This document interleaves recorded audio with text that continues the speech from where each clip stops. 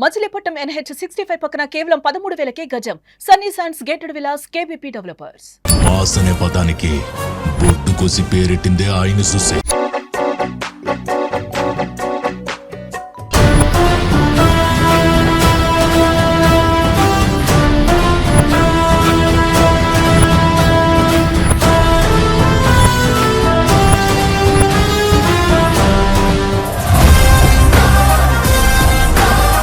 మన ఫ్యామిలీలో మన హీరో ఎవరు అని అడిగితే మన ఫాదర్ అని చెప్తాం. ఇండస్ట్రీలో హీరో ఎవరు, గాడ్ ఫాదర్ ఎవరు అంటే ఇంట్రడక్షన్ అవసరం లేదు.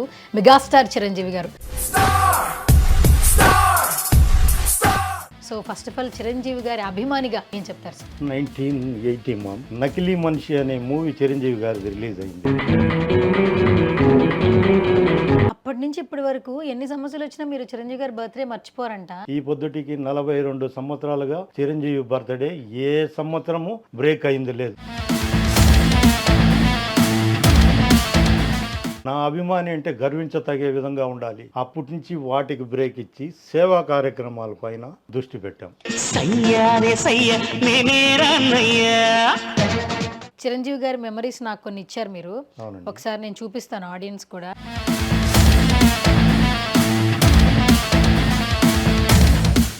హాయ్ హలో నమస్తే, this is Suvarna. Welcome to Suman TV. బేసిక్గా మన ఫ్యామిలీలో మన హీరో ఎవరు అని అడిగితే మన ఫాదర్ అని చెప్తాం. బట్ ఇండస్ట్రీలో హీరో ఎవరు, గాడ్ ఫాదర్ ఎవరు అంటే ఇంట్రడక్షన్ అవసరం లేదు. మెగాస్టార్ చిరంజీవి గారు. సో ఆగస్ట్ 22 ఆయన బర్త్డే సెలబ్రేషన్స్ ఇప్పటి నుంచే స్టార్ట్ అయిపోయాయి. ఈరోజు నాతో పాటు TN ప్రకాష్ గారు ఉన్నారు స్టూడియోలో. చిత్తూరు నుంచి వచ్చారండి. సో చిరంజీవి గారితో ఉన్నటువంటి అనుబంధాన్ని, ఆయన మీద ఉన్నటువంటి ప్రేమని మనతో పంచుకోవడానికి అస్సలు లేట్ చేయొద్దు, మాట్లాడేద్దాం పదండి. Hi sir. హాయ్ మా. నమస్కారం. నమస్తే మా. సో చిత్తూరు నుంచి హైదరాబాద్ వచ్చారు. అవునమ్మా. అదే అర్థమైపోతుంది చిరంజీవి గారి మీద ఎంత ప్రేమ ఉంది అని చెప్పేసి. Thank you so much for coming once again sir. Thank you మా. ఫస్ట్ ఆఫ్ ఆల్ మరి మీరు ఫ్యాన్స్ కాబట్టి మన చిరు సార్కి మీ స్టైల్లో ఒకసారి విషెస్ ఎలా చెప్తారో చెప్పండి. ఇంతేనా? అంతే, మా సింబల్ అదే. ఇదా? ఓకే. ఏంటి ఈ సింబల్ కి రీజన్ ఏంటి? అది మీరే తెలుసుకొని చెప్పాలా. నాకైతే 2006 లో వస్తుంది ఈ సింబల్. ఓకే. మీరు ఎన్నో చేస్తూ ఉంటారు కాబట్టి ఇంటర్వ్యూలో. ఇది చిరు ఎప్పుడని అన్నాడు, దేనికన్నారు అనేది మీరు చెప్పాలి. అచ్చా, అంటే చిరు గారు ఇలా ఒక సింబల్ ఇచ్చారు, అది ఎప్పుడు ఇచ్చారని చెప్పాలి. అది మీకే తెలియాలి. అయ్య బాబోయ్, అలా కష్టం సార్. ప్రజారాజ్యం సింబల్. ఓ, ప్రజారాజ్యం ప్రజల సింబల్. కోసం వచ్చిన సింబల్. అచ్చా, super. Thank you so much అండి. Yes sir. First of all Chiranjeevi గారితో ఉన్నటువంటి అనుబంధాన్ని గుర్తు చేసుకుందాం. మీరు అసలు చిత్తూరు నుంచి వచ్చారు. ఇప్పుడు మేము అభిమానులు, ఫ్యాన్స్ అని చెప్పుకుంటున్నాం. కానీ మీరు అప్పటి నుంచి ఇప్పటికి ఇంకా ట్రావెల్ అవుతున్నారు, మీ ప్రేమను వ్యక్తపరుస్తూనే ఉన్నారు.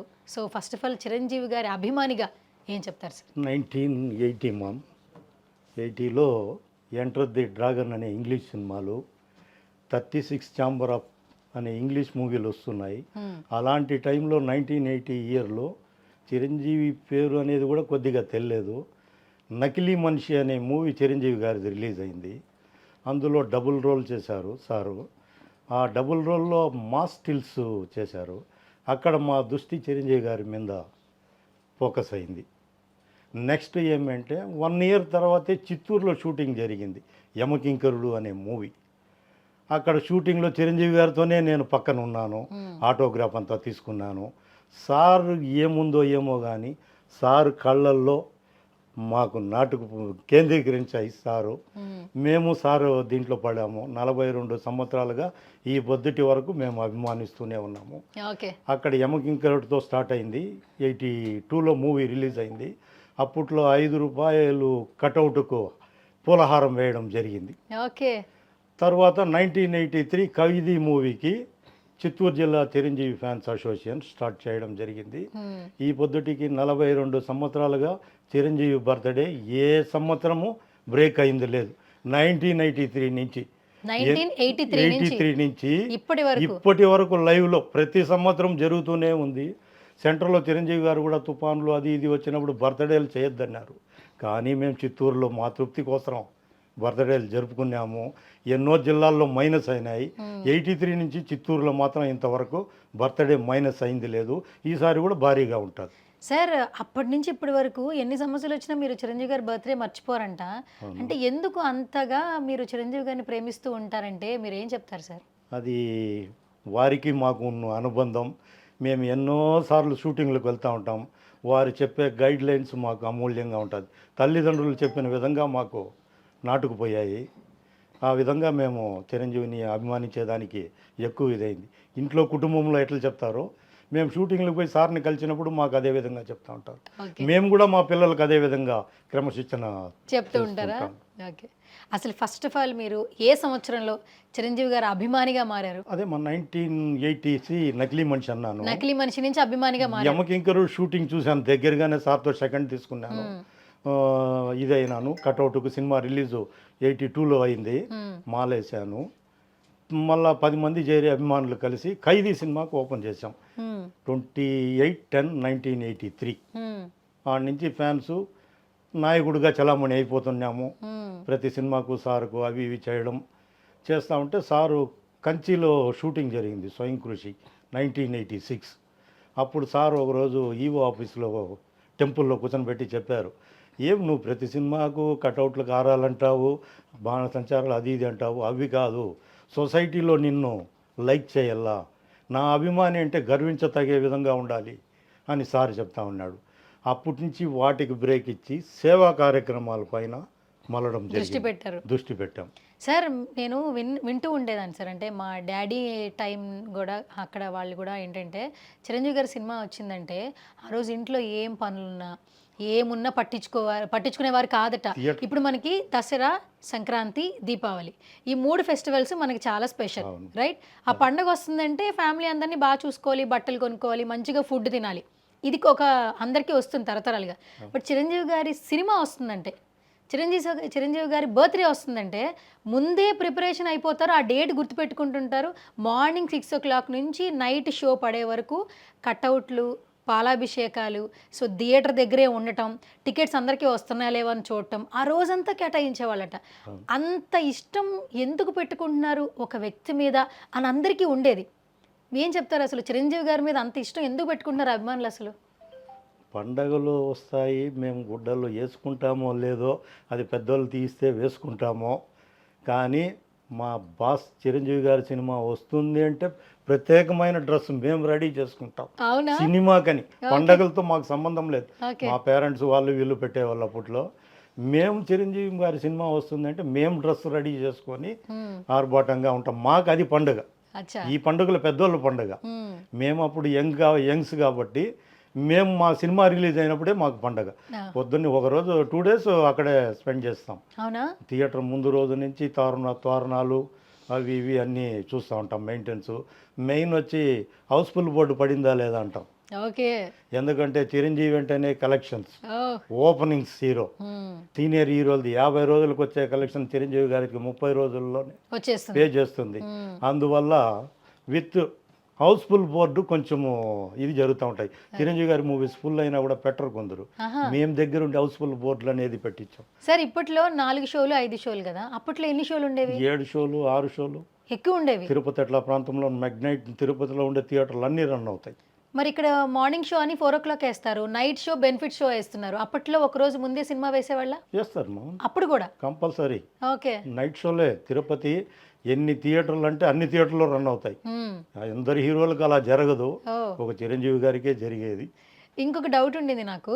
ఇప్పుడు మేము RRR సినిమా, బాహుబలి సినిమాలు రిలీజ్ అయిన తర్వాత అంటే కొన్ని క్రోస్ కలెక్షన్స్ వచ్చాయని చెప్పి ఇప్పుడు అనౌన్స్ చేస్తున్నారు. ఇన్ని కోట్లు వచ్చాయి, డిస్ట్రిబ్యూటర్లు ఇంత లాభపడ్డారు, ప్రొడ్యూసర్కి మంచిగా డబ్బులు వచ్చాయి అని చెప్పి అంటుంటారు. అప్పట్లో చిరంజీవి గారి సినిమా బయటకు వచ్చిన తర్వాత కలెక్షన్స్ ఎన్ని వచ్చాయి, ఒక నంబర్ చెప్పాలంటే ఎంత చెప్పగలరు? ఖైదీ కాడి నుంచే ఉండదు. మా బడ్జెట్లు తక్కువ, కోట్లోనింది ఇప్పుడు చూస్తూ ఉన్నారు మీరు. ఇప్పుడు ఎన్ని స్క్రీన్లు పెడతా ఉన్నారు, అప్పుడు ఎన్ని థియేటర్లు పెడతా ఉన్నారు. ఓన్లీ స్టేట్లోనే మీకు కోట్లు వస్తూ ఉంది. ఇప్పుడు మీరు వరల్డ్ వైడ్ పెడతా ఉన్నారు, కోట్లు చూస్తూ ఉన్నారు. మాకు ఇది లెక్కలేదు. ఈ త్రివులార్లు అక్కడే ఉంది.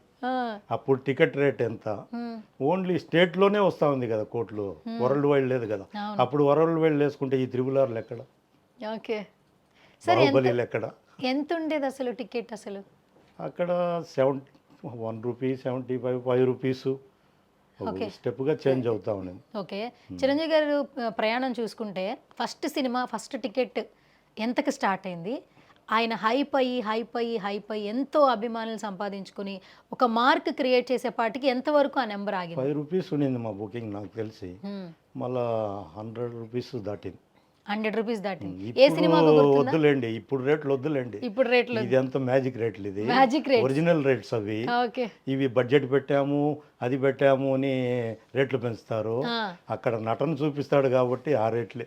ఓకే. అక్కడ 5 రూపాయల టికెట్ తీసుకున్నా 10 రూపాయలు తీసుకున్నా ఆయన చేసే మాస్ ఫైట్స్, మాస్ డ్యాన్స్, అది విలువ. ఇప్పుడు బడ్జెట్ పెరిగిందని రేట్లు పెంచుకుంటున్నారు. ఓకే సార్, ఇప్పుడు టికెట్ రేట్ అందరికీ తెలుసు, 200 అబోవ్ ఉంటుంది. అప్పట్లో చిరంజీవి గారి సినిమా టికెట్ రేట్ ఎంత? 5 రూపీస్ అన్నారు కదా. ఇప్పటికి 200 రూపాయలకి వాల్యూ తెలుసు. అప్పట్లో 5 రూపాయలకి వాల్యూ అంటే ఎంతతో సమానం? మేము ఆ టైప్లో చెప్పాలంటే మా బాస్ క్రేజ్ చూసి 500 ఉండాలి ఈరోజు అంటాం. ఓ అప్పట్లో ఆయన క్రేజ్ చూసి ఇప్పుడు ఆ రేటు ఉండాలా అనుకుంటాము. ఓకే. ఆ పొద్దుటి నుంచి ఈ పొద్దుటి వరకు డ్యాన్స్ కానీ నటన కానీ తగ్గలేదు. ఆయన తగ్గలేదు. వయసు ఇదైండి వచ్చే కానీ వయసులో కూడా ఎక్కడ నటనలో పర్ఫార్మెన్స్ లో యంగ్గానే ఉన్నాడు కదా, ఎస్ యంగ్గానే ఉన్నారు. ఇప్పుడు కొందరు చెప్తారు చిరంజీవి గారు ఇప్పుడు ఇంద్ర ట్యాగూరు అది ఇది అంటున్నారు. ఇప్పుడు కాదు, గతంలో 1982లో యమకింకరుడు మూవీ జైమాల్ని డాన్సర్తో తప్పుకో పోలీస్ వెంకటస్వామి అని ఒక సాంగ్ చేశారు. ఆ డాన్స్ చూసి చెప్పమని ఇప్పుడు అభిమానులు. అవునా? ఇప్పుడు ఇందిరా వేశారు అది వేశారని కొత్తదనం కాదు, 82లో ఎలా వేశారు చిరంజీవి గారు అని అప్పుడు అడగండి. అప్పట్లోనే ఇందిరాలని అంతా మెప్పించేశాడు. ఓకే. ఆ పొద్దు వేసిన డ్యాన్స్ ఈ పొద్దుటి వరకు మరుసటి సినిమాలో ఉండదు. ప్రతి సినిమాకు చేంజింగే బాస్ది. ఒకసారి చూసేవాళ్ళు అప్పట్లో సీనియర్ హీరోలంతా, 2 సార్లు చూసేవాళ్ళు. మేమంతా 30 సార్లు 50 సార్లు చూసిన వాళ్ళు. అడవి దొంగ అనే మూవీ వచ్చి 100 డేస్ చూశాను నేను. 100 డేస్ సినిమా థియేటర్లోనే అంకితం నేను. హౌస్ఫుల్ బోర్డ్స్ పెట్టుకోవడం, చూసుకుంటా ఉండడమే. ఓకే. సూపర్. అభిమానులకు మంచి ప్రిఫరెన్స్ ఇచ్చారు చిరంజీవి గారు వచ్చినాక. ఎగ్జిబిటర్స్ బాగా ఫుల్ వెల్కమ్గా చేసేవాళ్ళు అభిమానులు. చిరంజీవి అభిమానులు ఉంటేనే థియేటర్లో జనాలు కనపడతారు, ఆ కళ ఉంటుంది అనేది ఎగ్జిబిటర్స్ బాగా ప్రోత్సహించారు అభిమానులు. సార్, అసలు మీరు ఏం చేస్తున్నారు ఇప్పుడు రైట్ నౌ? ఒకప్పుడు ప్రైవేట్ కండక్టర్గా చేస్తూనే ఉండమ్మా. ఓ, కండక్టర్, బస్ కండక్టరు. ఓకే. ఇప్పుడు ఏం లేదు, ఇప్పుడు ఫ్రీగానే ఉన్నాను. అచ్చా, ఓకే. కండక్టర్గా చేస్తూ ఉండేవాళ్ళు అప్పట్లో? అవును. అంటే మీరు ఆ జాబ్ చేస్తూ సినిమాకి వెళ్ళేవాళ్ళు? ప్రతిదీ హైదరాబాద్ రమ్మని, చెన్నైకి రమ్మని వచ్చేవాడే, వెళ్ళిపోయేవాళ్ళు. చిత్తూరులో కావాలని మంత్లీ 3 టైమ్స్ ఉంటాను చెన్నైలో. అవునా? చిరంజీవి గారు ప్రతి షూటింగ్ 3 మంత్స్ ఉంటాను.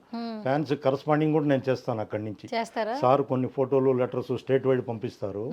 వాళ్ళ సార్ పిఏ గారు ఆంజనేయులు ఉన్నారు, అతనికి హెల్ప్గా నేను అప్పుడప్పుడు వెళ్ళి పోస్ట్ చేస్తాను. ఇంకొక విషయం ఏంటి, ఎవరీ చిరంజీవి గారి సినిమా 3 డేస్ బిఫోరే నేను చెన్నైలో ప్రీవీ థియేటర్లో చూస్తాను. రిలీజ్కి ముందే, స్టేట్లో రిలీజ్ కాకముందే 3 డేస్ బిఫోరే చూస్తాను. Okay, super. ప్రతి సినిమా. సార్, నాకు ఒక డౌట్ వచ్చింది. ఇప్పుడు సినిమా రిలీజ్ అవుతుందంటే మనకి యూట్యూబ్ ఉంది, అంటే డిజిటల్లో ఒక టీజర్ ట్రైలర్ వస్తుంది, తర్వాత డేట్ అనౌన్స్ చేస్తున్నారు, ప్రెస్ మీట్స్ పెడుతున్నారు, ప్రీ రిలీజ్ ఈవెంట్ చేస్తున్నారు. అప్పట్లో చిరంజీవి గారి సినిమా వచ్చిందని మీకు ఎలా తెలుస్తుంది? అంటే సినిమా షూటింగ్ అవుతానే స్టిల్స్ వస్తాయి పేపర్లో. స్టిల్స్ చూసి వచ్చే హీరో ఒక చిరంజీవి గారిదే. అంతకుముందు డైరెక్టరు పెద్ద హీరోలు చూసి వస్తూ ఉన్నారు. చిరంజీవి గారు ఒక స్టిల్ రిలీజ్ చేశారంటే అది కన్ఫామ్. అవునా? స్టిల్స్ ప్రతి సినిమాకు స్టిల్. గూండా అనే ఒక మూవీ రిలీజ్ అయింది, ఆ మూవీలో ఒక స్టిల్ పెట్టారు, కొన్ని లక్షలు ప్రింటింగ్ అయ్యాయి క్యాలెండర్ అప్పట్లో. మా బాస్కు స్టోరీ అంతా చూడాల్సిన పని లేదు, స్టిల్స్ కనపడిందంటే మాకే అర్థమైపోతుంది. డాన్సింగ్ స్టిల్స్ కనపడిందంటే మేమే అంచనా చేసుకుంటాం, అది సూపర్ హిట్ అని మేమే ముందే చెప్పగలము, యావరేజ్ అని కూడా మేమే అంచనా వేసుకోగలం. మాకు అంత అవగాహన ఉంది మా హీరో గారు. స్టిల్స్ బట్టి సినిమా వస్తుందని తెలుస్తుంది. మరి ఇప్పట్లో మేమేంటంటే టికెట్స్ బుక్ చేసుకోవాలంటే మనకి యాప్ ఉంది. అప్పట్లో ఎలా, అంటే అక్కడికి వచ్చి థియేటర్కి వచ్చి టికెట్లు కొనుక్కునే వాళ్ళ? అప్పుడు దినపత్రికలో రిలీజ్ చేస్తారు కదా మా డేటు. ఓకే. 1 వీక్ నుంచి త్వరలో విడుదలవుతుంది అంటారు, డేట్ అనౌన్స్మెంట్ చేస్తారు, ఆటోమేటిక్గా వస్తారు. పాత జనరేషన్ పోయింది, కొత్త జనరేషన్ చిరంజీవి గారితో స్టార్ట్ అయిపోయింది. అది ఎప్పుడు చూసినా థియేటర్లో కలకలలాడుతూ ఉంటుంది. చిన్న ఎగ్జాంపులే చెప్తాను కదా, 50 రోజులు సీనియర్ నటులకు వచ్చేది 30 రోజులకే వస్తుంది మా హీరోది. మా హౌస్ఫుల్ బోర్డులకు మేము కావిలు కూర్చొని ఉంటాం. ఎందుకంటే DCR అనేది పర్ఫెక్ట్గా రాయరు, డైలీ రిపోర్ట్ చిరంజీవి గారిది. ఎందుకు అని అడిగితే మాకు ఫుల్ అయిపోయింది రాయలేదు, అంటారు. ఓకే. కానీ రాస్తే బాగుంటుంది. కొందరు ఇతర ప్రొడ్యూసర్లు కొంచెం ఇది చెన్నైలో మేము పడినాంలేండి అవి డీసీఆర్తో లేదు మీది రికార్డు ఉంటారు అంటే డైలీ రిపోర్ట్లో. మా ప్రొడ్యూసర్లు ఏం చేస్తారంటే మా జోబీ నిండిపోయినాక మేము ఎందుకు రాసుకోవాలా, రానోళ్ళు వాళ్ళు రాసుకుంటారు రాలేదు కాబట్టి, వాళ్ళకి 50 రోజులకు వచ్చింది మనకు 30 రోజులకు వస్తుంది అన్నారు. మళ్ళీ వచ్చి పక్కాగా దేవి వరప్రసాద్ ఘరానా మొగుడుకు పిన్ టు పిన్ ప్రతిదీ పర్ఫెక్ట్గా చూపించారు. అక్కడికే సౌత్ ఇండియా అదిరిపోయింది ఘరానా మొగుడు అనే మూవీ. Okay, super.